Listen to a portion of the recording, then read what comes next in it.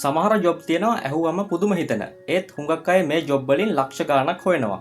අපි බලමු මේ විදිහේ අමුතු ජොබ් 10ක් ගැන. එකක් තමයි ඇඳ පරීක්ෂක. මේ ජොබ් එකේ කරන්න තියෙන්නේ හොටෙල්ස් වල මෙට්ට හදන කම්පැනිස් වල ඇඳ හා මෙට්ට ටෙස්ට් කරන එක.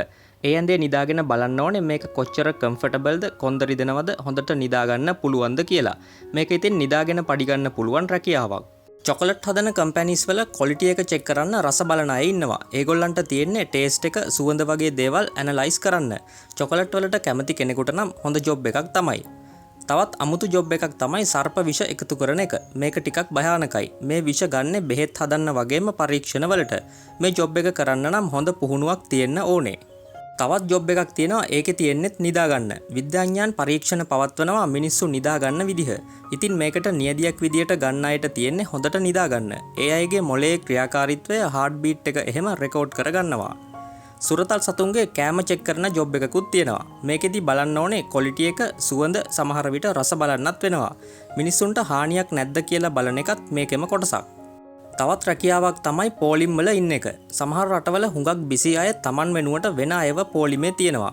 වීසා ගන්න, ටිකට් කවුන්ටර් වගේ තැන්වල. ඉතින් පෝලිමේ ඉඳලා සල්ලි ගන්න තමයි තියෙන්නේ.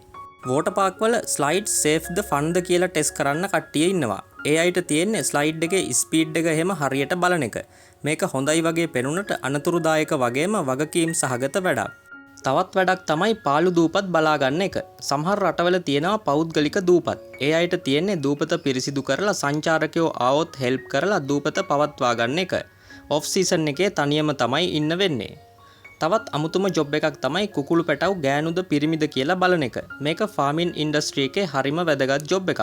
මසටද බිත්තර ගන්නද කියලා වෙන් කරන්නේ මෙතනින්. හැම පැටියෙක්ම ඉතින් බල වෙන් කරන්න ඕනේ. පර්ෆියුම් වල සුවඳ බලන ජොබ් එකකුත් තියෙනවා. පර්ෆියුම්, ඩියෝඩරන්ට් වගේ නිෂ්පාදන වල සුවඳ බලන්න තමයි තියෙන්නේ. ශරීරයට ස්ප්‍රේ කරලා බලන්නත් වෙනවා. මේක ඉතින් දිගටම කරන එක ඒ තරම් සෞඛ්‍ය සම්පන්න වෙන එකක් නම් නෑ. ඉතින් මේ වගේ ජොබ් එකක් කරන්න ලැබුණොත් ඔයා මොකද්ද තෝරගන්නේ?